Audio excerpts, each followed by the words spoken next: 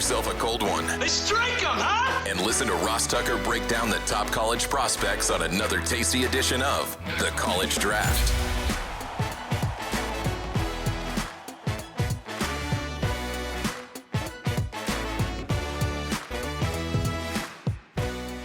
Yeah, it's Daddy Soda time here on the College Draft Podcast, presented, of course, by DraftKings. The crown is yours. I'm Ross Tucker, former NFL offensive lineman, 5 teams, 7 years. Most of you know that. Those of you watching YouTube.com/Ross Tucker NFL can see the helmets, the game balls, whatever. You can Google it. It's a long time ago now at this point. But thankfully, I did it long enough that I was able to get a bunch of broadcasting gigs, calling NFL and college games for CBS, getting a chance to call NFL games on the radio for Westwood One. Man, the Eagles preseason will be here before you know it, which is one of the reasons why we are continuing with our critically acclaimed draft series. We only have 2 more episodes left. So what does that mean, right? We've gone through, we've talked about every single draft pick in the NFL. We've already done the AFC South, NFC North, AFC East, NFC East, AFC North. Today, we'll dive into the NFC West, and then next week, the AFC West. After that, we start to dive into the conference previews, meaning the top prospects in the biggest conferences to get you ready for the 2025 college football season, start to get you prepped for the 2026 NFL draft. So there's a lot to get to over the next few weeks, but we still have 2 more weeks of going over every draft choice. As a reminder, it's extremely helpful when the preseason games come around, which are less than 2 months away, because, man, these are the guys that are going to be playing in the preseason games, and a lot. Check out my guy, Emory Hunt, on social media. He's at F-Ball Game Plan on Twitter. Got a very popular YouTube page, Football Game Plan on YouTube. And we talk about it as a draft guide, but kind of like this show is like 3 shows in one, right? It's a college football show. It's a college football betting show. It's an NFL draft prospect show. That's kind of how I feel about Emory's draft guide. It's for before the draft, it's for right after the draft, and it's for the preseason. It's a preseason football guide, because there are going to be guys making plays all throughout August that you don't know a whole lot about. Emory does, and they're in the draft guide, footballgameplan.com/2025 draft guide.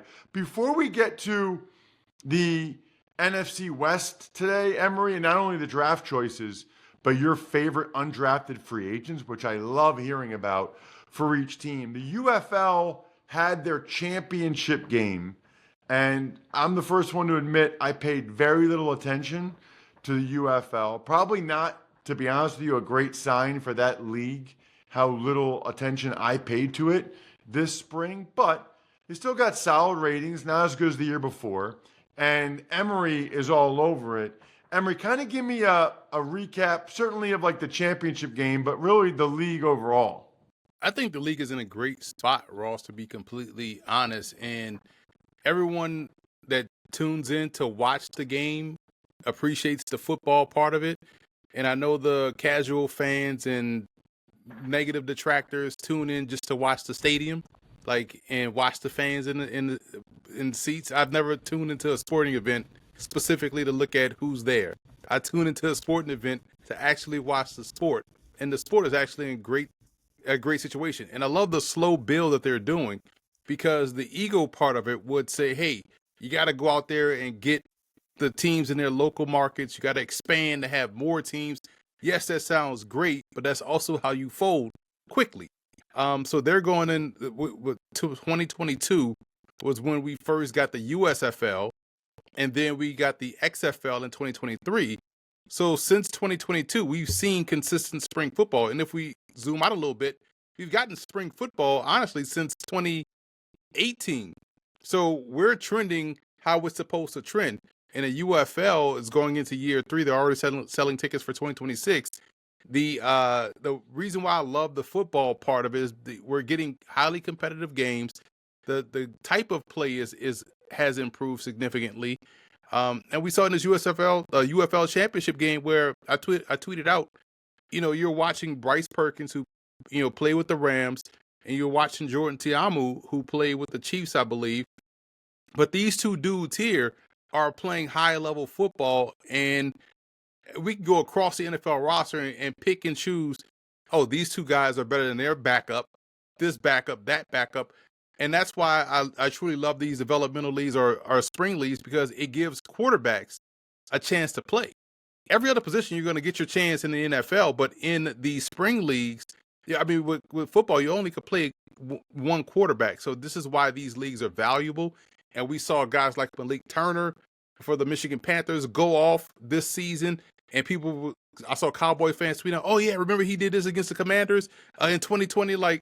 So that type of stuff kind of matters when you see these guys that's on the back end of rosters in the NFL get these opportunities, these prolonged opportunities to play. And I think as long as we keep focused on the football, the league will continue to grow. Couple thoughts. One is Jordan Ta'amu and Bryce Perkins, they're the exact type of guys that need a league like this. They are the prototype examples. And no one will say this, but there's plenty of quarterbacks in the NFL that took part in OTAs that would have been better served getting 8 or 10 games under their belt of live bullets than getting fourth team or third team reps in OTAs. I think, to me, Emory, that's the next step, because whether it's kickers or linemen or quarterbacks in particular, those three position groups are the ones where you really need some development. You really need some time. Guys can and do get better. I think the next step is, I don't know how the UFL and the NFL come to some type of agreement, but I'll go all the way back to the NFL Europe model, all right, where teams would allocate certain players to NFL Europe. I think the next step is that teams allocate, I don't know if it's 5 players or whatever it is, to these UFL teams, and you have that logo on the back of the helmet so that it gives a rooting interest to NFL fans to check out these guys, and it does a huge service for the NFL to have this league, whether they admit that or not. And I think that would be a good way for them to help each other out. I would say this too, Ross, to build on your point. I can't, some people asked me privately, hey, you're at OTA practice. Why hadn't you tweeted out about what's going on, what you see? I'm like, man, because for us as the football guys, it sucks because we're really just watching glorified 7-on-7. Yeah, there's O-line, D-line out there, but you can't really do much. So that's what I hate about the OTA model and the mini camp model. We're not getting pads. So that eliminates 2/3 of the roster, right? O-line, D-line. It's that's why these leagues kind of help with that point of developing. Because you may get a guy that was a really good player coming out of the Ivy League. Let's say Matt Caskey, right, out of Dartmouth. Play with the Rams a little bit, but been starring in the UFL. That's how you get those reps up in the spring. I just don't know how we can combine maybe spring/fall, because this is, you don't want that. Say if you play 10 games in the spring and then you get called up and now you're playing 17 games in the NFL. That's a lot of games on the body. You know what I'm saying? So there has to be a way to either merge the two. Let's dive into the NFC West draft choices, Emory, and undrafted free agents. We're going to start today with the Arizona Cardinals. Interestingly, both of their first 2 picks, there were different question marks around them. Let's start with Walter Nolan, the D tackle from Mississippi. Some people thought he might go top 10. Some people thought he might fall out of the first round. You don't hear that very often, Emory, which tells you a ton of ability, but obviously there were some concerns as well. There were some concerns, and you wanted to see his flashes become consistent play. And I think that's where a lot of people had the wide range of opinions. because when you saw the flash, like, oh, yeah, this guy's going to be dominant. But then you can go stretches of plays or series without seeing it. And so he fits here in Arizona because they needed a defensive lineman that can apply pressure because they're tremendously talented on the edge. So Nolan as a scheme fit is perfect. And if the light comes on consistently, it's going to be a fantastic pick. Will Johnson was a shock for me falling out of the first round.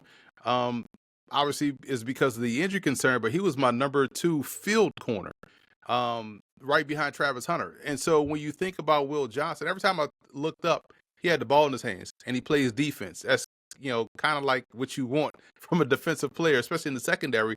So this is a huge steal for the Cardinals, in my opinion. And then you go into the third round, Jordan Birch, the edge rush out of Oregon, was my number 1 4-3 defensive end. So right now, when you talk about Nolan, Will Johnson, Birch, I'm loving it. Then they get my 3rd inside linebacker in round 4 in Cody Simon. So I had an 80 grade on Simon, 80 grade on Birch, and an 82 grade on Will Johnson. I was kind of in the middle with Walter Nolan, like a 75, 74. So it's kind of like I saw it both ways. But my goodness. Oh, and by the way, 5th round, Ross, Denzel Burke was my number 4 field corner with a 79. What happened to him, Emory? I think for Denzel, I thought a year ago he was going to go top, pro. right? And everybody had him in the first round, and to go from first round projected to 5th round, it was crazy. So I think it was sort of the injury, or speed concern, or his tape wasn't. I don't know what dropped him this far because I thought he played well this season, especially in the postseason, like many of these Ohio State prospects did. And I thought that would have kind of pushed him back up into at least round 2. So again, the Cardinals getting steals here in Hayden Conner. Guard was my number 13 guard, and Keaton Crawford out of Nevada, 13 free safety who had a really good combine. So I thought they really knocked it out the park. And when we talk about undrafted guys, the one guy I want to spotlight, Elijah Simmons, was my number 3 nose tackle out of Tennessee. So I thought Arizona killed the draft. They're building. Yes. When you look at I've done Cardinals games each of the last 2 years, and 2 years ago it was like, oh man, this roster, holy cow. Mm-hmm. And Kyler Murray was hurt. Josh Dobbs was the quarterback. Right. Like, it was rough. But then the end of that year, they started to do some things, and then last year they were clearly better. And so they to me, that's a tough division. But they, to me, are a team very much poised to get into that 8-9 win, area and potentially have a playoff berth. But they're on the rise for sure. Don't go anywhere. Got to pay some bills real quick. I had a heck of a weekend, and if you saw, I was drinking some Labatt Blue Light Lime at the beach. And with Buy Beer, Get Gear from Labatt, just head to the website, snap a photo of your receipt, snap a photo of your beer too, and send it to me on social media. Upload it instantly to rack up points for exclusive merch. You can get points for every purchase at any store, bar, or stadium, any size, any product, anywhere you're buying Labatt. I love this promotion. Buy Beer, Get Gear. Go to rewards.labattusa.com to sign up. Let's get to the LA Rams. It's interesting because I talked recently at least, with Greg Cosell. I thought Terrence Ferguson in the 2nd round pick, that's the Rams' first pick. That surprised me a little bit just because he went ahead of some guys that I thought, would get drafted before him. But obviously the Rams really liked him. What did you see from Ferguson, the tight end from Oregon? Yeah, I'm right there with you. He was my number 9 flex tight end, which we remind folks, flex tight end is essentially your big wide receivers. So he gets open because he knows how to run routes. He uses his body as a skill set in and of itself. And so I get it. And so when you think about Sean McVay and how he's wanting to use that tight end as a mismatch option, they tried it with Skoranek, but it didn't work out for them there. Although Skoranek is a very good player.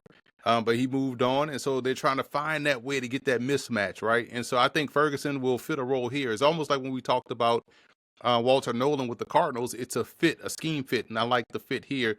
Josiah Stewart out of Michigan. I thought this was one of the more underrated picks in the class because not only is my number 8 edge guy with a 77 grade, but the fact that he was so consistent in converting speed to power. And the Rams just find these guys that are going to be super productive. You know what I'm saying? And it's like, my goodness, man, like this is someone that's going to fit them perfectly. Jaquez Hunter, the running back out of Auburn, that's a crowded backfield. So I will wait until preseason to see how that's going to work out.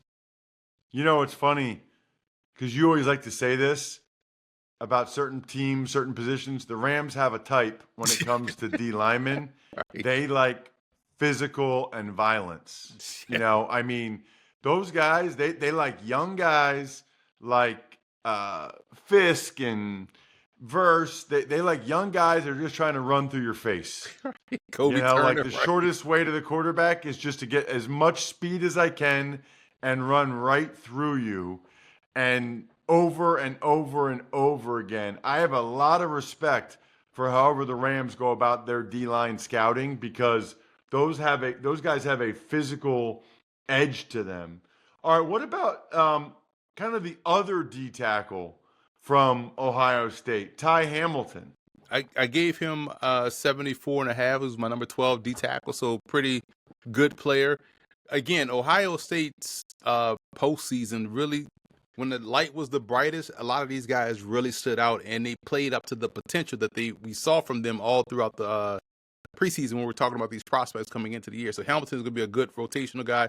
Chris Paul Jr., I was surprised he fell this far. A lot of speed, a lot of quickness. And when you have the defensive line that they've built in front of their linebacking core, having speedy guys that can go run and chase like Chris Paul can do, that's going to be a great fit for him. He was my number 6 outside linebacker. And Kanoda Mumpfield out of Pitt, shocked he fell this far, as my number 5 flanker or Z receiver, 79.5 grade. Tough, kind of like Robert Woods when he was starring with the Rams, kind of fits that mold. But here's what I want to talk about, Ross.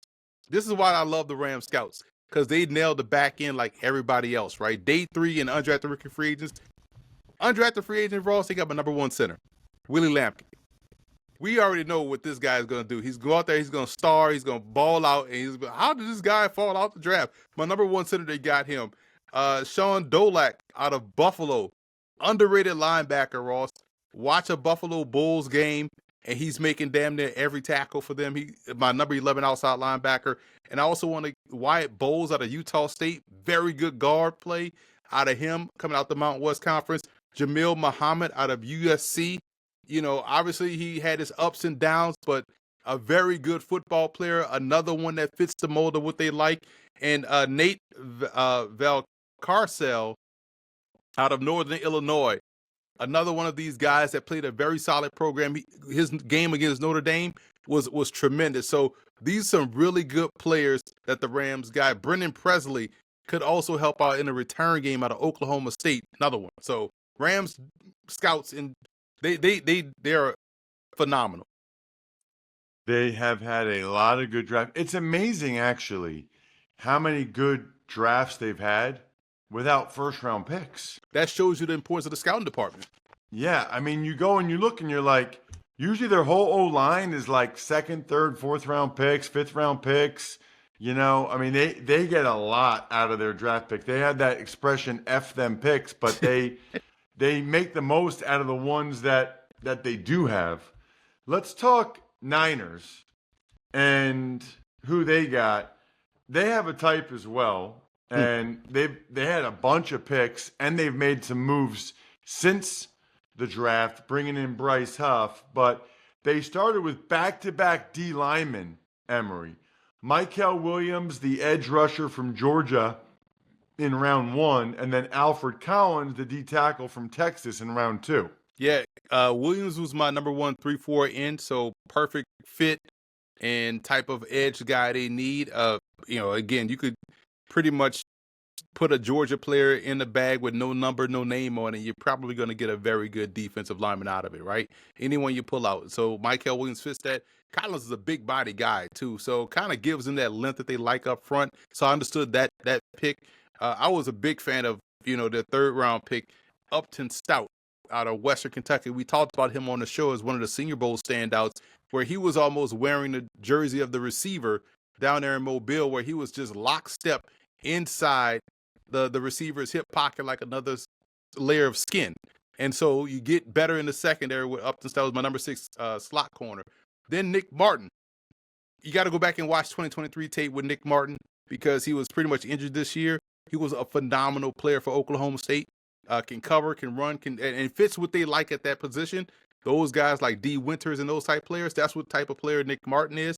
He was my number 7 outside backer. C.J. West, the short, squatty nose tackle out of Indiana, very good player.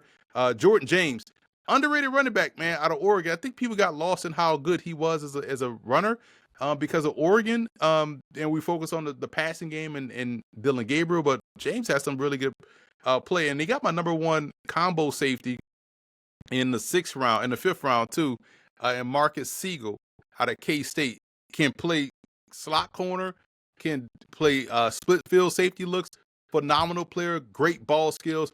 Kansas State, you can't go wrong with a defensive player from Kansas State, especially one in the secondary, especially a receiver if his last name Lockett, because all of them played at Kansas State. But Siegel is a phenomenal player, man. This was a huge steal. Curtis Rourke, ACL coming off of at Indiana. Fascinated he played the whole season with an ACL tear. But that gives him somebody they could build with. Connor Colby out of Iowa, very good guard, solid player, and an underrated player I like at the end to wrap it up was Junior Bergen out of Montana. Return skills, Ross, insane. Like, do not kick it to Bergen. And that's why they drafted him. You go watch the game against Tennessee State in the postseason. Dude, just instant offense. And undrafted free agents, I would say keep an eye on Isaiah Nair out of Nebraska, big body receiver, kind of a split end. He was my number 10 split in this class. So I thought he was someone that was going to get drafted, but obviously he fell. And then they got Corey Kiner out of Cincinnati, the running back. How many running backs in a row has Oregon had named Jordan James? I feel like every one of the running back, there's either a James or a Jordan in their name at some point. For every guy, it's like every guy is named Jordan James. I swear they've had Jordan James as the running back for like 15 years. Talk about having a type. It's crazy. All right, I want to make sure we have time for Seattle because Seattle had a ton of picks. They took Gray's Abel. Man, what a time to be alive that FCS offensive lineman, FCS interior or projected interior offensive lineman going in the top 20. Times have changed, Emory. That never would have happened before. Not at all, man. Like, you had to be some 6'10", 350-pound Eric Swan. Exactly, right. Anomaly, right? Who plays semi-pro ball. It's crazy. I remember watching the draft and they showed Eric Swan's highlights. I'm like, what league is this? What team? He was just murdering people. It's crazy, man. Like, that's how far we've come, Ross. I'll fly through these because Zabel was one of my favorite players. I got an 80 grade on him. He's my number 4 guard. But you go and get Emmanuel, the safety out of South Carolina, number 3 strong safety, fits the mold. Flex tight end, Elia Arroyo. Man, that's 3 great picks right there. Stockpiling talent on that team. Jalen Milroe, again, we'll spend a little time on him. You know he was my number 3 quarterback. And words out of minicamp and OTAs that he's doing really well in terms of the passing game. So that's what we wanted to see, the little things, the short game, because we know the deep ball is there. We know the run game is there. So I'm excited to see how he plays in the preseason because it's tailor-made for a guy like Milroe to go completely off in the preseason game because it's scattershot, right? Then you get Riley Mills, man. Again, value pick, a guy that was projected to go early in the draft but got injured. But you saw how valuable he was when he wasn't out there for Notre Dame. Then I also like the fact that they went ahead and got Torrey Horton, silky smooth receiver out of Colorado State, kind of fits that mold of what they like there. So they've done a lot. Cable Do, out of Kansas is a very good one. Oates, the tight end, is another H-back that they got. And Damon Martinez, the last pick they got, unbelievable, man. It's crazy. Him and Ricky White, core special team is going to help that team out day one. I was surprised Damien Martinez was a 7th round pick. And, you know, I do a lot of Mountain West games last year. I did a couple UNLV games, or at least one, and I did a Colorado State game. And everybody would have told you that the 2 best players with Torrey Horton and Ricky White, and the Seahawks got both of them. And they got one of the best undrafted rookie free agents at guard in A.J. Gilly. Guess where he's from, Ross? Where? Wow, that's where he's from. So expect him not only make the team, become the best offensive lineman in the league, A.J. Gilly. For those of you that aren't watching, Emory has a Raging Cajun sweatshirt on, his alma mater, University of Louisiana. This is still a very much an audio platform, Emory, so when you just go bow with the logo, a lot of people can't see it. What they can see is that next week, we're going to wrap this up with the AFC West. Really, really looking forward to that. This is a fun series to get Emory's take on every single guy that's been drafted. Remember, you can go back through the podcast app or youtube.com/RossTuckerNFL and catch up on whatever team or division you'd like. Other than that, the keg is kicked. We are all tapped out. Thanks for tuning in to College Draft. Make sure to also check out the Ross Tucker Football Podcast, Even Money, and Fantasy Feast, all on the DraftKings Network, YouTube, or subscribe to the podcast on your favorite platform.